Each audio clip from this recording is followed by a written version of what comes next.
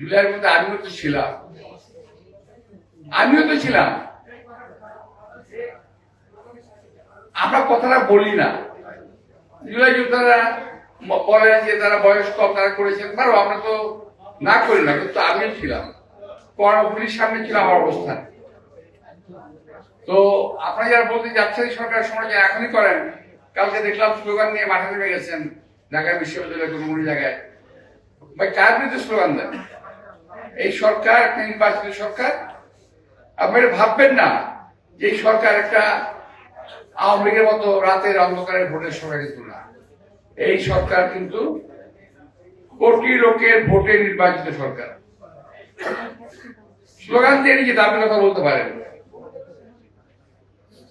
এছাড়াও দাবি করতে জানানো একটা সিস্টেম আছে, সিস্টেম আসতে পারে, কিন্তু দয়া করে দেশে এই অবস্থায় এই সরকারকে বিব্রত করার চেষ্টা করবেন না।